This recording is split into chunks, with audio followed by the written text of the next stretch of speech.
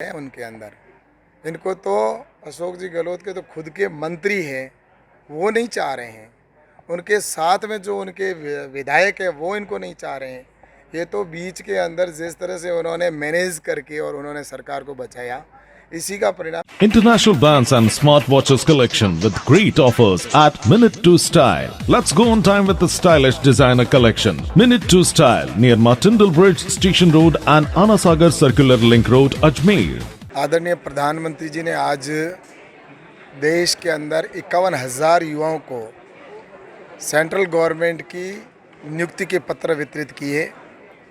प्रधानमंत्री नरेंद्र मोदी जी ने ये 9वीं एपिसोड या किस्त के रूप में ये पैसा जिस तरह से नियुक्ति पत्र दिए हैं और जो लक्ष्य है कि प्रतिवर्ष 10 लाख युवाओं को रोज़गार देना, तो आज ये निश्चित रूप से इन सभी युवाओं को ये पत्र प्राप्त हुए हैं। और प्रधानमंत्री जी का लक्ष्य है कि आने वाले समय में 2047 तक भारत विकसित राष्ट्र बने। तो उस विकसित राष्ट्र के लिए ये जो 25 साल है ये देश के लिए बहुत महत्वपूर्ण है और इसमें इन युवाओं की बहुत बड़ी भूमिका होने वाली है, क्योंकि 25 साल में जब विकसित राष्ट्र बनाना है तो निश्चित रूप से उसके लिए हमें काम करने होंगे। प्रधानमंत्री जी के विजन को आगे बढ़ाना होगा। आज भारत जिस गति के साथ आगे बढ़ रहा है, आज भारत की पहचान पूरे विश्व में बनी है। आज इंफ्रास्ट्रक्चर की दृष्टि से हो, चाहे वो ट्रांसपोर्टेशन की दृष्टि से हो, चाहे गरीब कल्याण की योजनाओं की दृष्टि से हो, इन सभी के लिए काम करने की आवश्यकता होगी।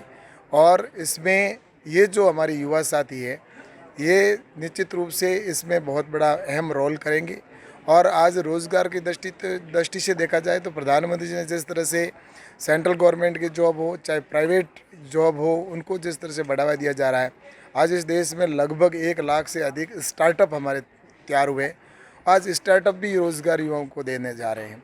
और इसके साथ ही जिस तरह से स्कीमें प्रारंभ की गई है कि किस तरह से स्किल डेवलपमेंट हो, उनको किस तरह से सुविधाएं मिले, तो आज भारत हमारा आगे बढ़ रहा है। और इसमें रोज़गार महत्वपूर्ण ज़रूरी होता है, क्योंकि भारत युवाओं का देश है और आने वाले समय में भारत ऐसा हमारा एक विश्व की शक्ति बनी। और आज जिस तरह से प्रधानमंत्री नरेंद्र मोदी जी के नेतृत्व में इन पिछले 9 सालों में जो 11वें स्थान पर अर्थव्यवस्था में था, वो आज 5वें स्थान पर पहुंचा है। और 2027-28 तक इसको हम विश्व की तीसरी बड़ी अर्थव्यवस्था की ओर ले जाएं और 2047 में विकसित भारत बनाएं। तो इसमें निश्चित रूप से इस लक्ष्य को प्राप्त करना है तो देश के प्रत्येक व्यक्ति का योगदान होगा।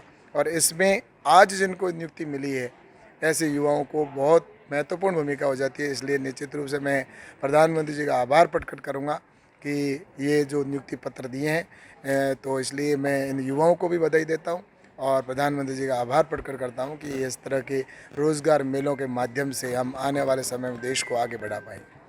मैं चाहता हूँ कि भारतीय जनता पार्टी का जो निर्णय होता है उस शीर्ष नेतृत्व और जो हमारी संसदीय बोर्ड की समिति है उसके अंदर निर्णय होता है, कमेटी के अंदर, और जब होगा तो आपके सामने निश्चित रूप से आ जाएगा। और प्रत्यक्ष जो भी होगा वो कमल का फूल है हमारे लिए। और इसलिए आपने देखा होगा कल की जो सभा हुई उसमें भी प्रधानमंत्री जी ने कहा कि हमारा तो एक ही है कि कमल का फूल हमें जीता के लाना है, सभी के लिए कमल का फूल है। और कल आपने देखा होगा ऐतिहासिक सभा जयपुर के अंदर हुई, परिवर्तन यात्रा की जो महासभा हुई, और जहां प्रधानमंत्री जी की इतनी सभा के अंदर भीड़ थी कि लोगों को जो पंडाल के अंदर जितनी जगह थी उससे 10 गुना लोग तो बाहर खड़े थे, अंदर जगह नहीं थी। और वहीं उससे 4 दिन पहले राहुल गांधी की सभा हुई इसी जगह पर जयपुर के अंदर, और वहाँ पर उनकी कुर्सियाँ जितनी लगाई थी उसकी आधी से अधिक तो खाली पड़ी थी और राष्ट्रीय अध्यक्ष जी बोलते जा रहे थे उनके खड़गे से।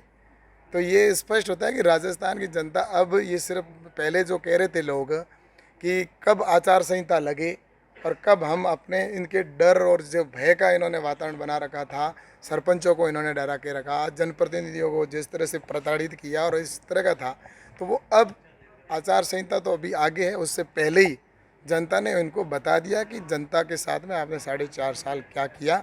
इसलिए सिर्फ चुनाव का इंतजार है। राजस्थान की जनता परिवर्तन चाहती है, राजस्थान की जनता सुशासन चाहती है। जिस तरह से पिछली बार वसुंधरा राजे जी की सरकार में राजस्थान 1 नंबर पर था, ऐसा ही आने वाले समय पुनः आगे बढ़े।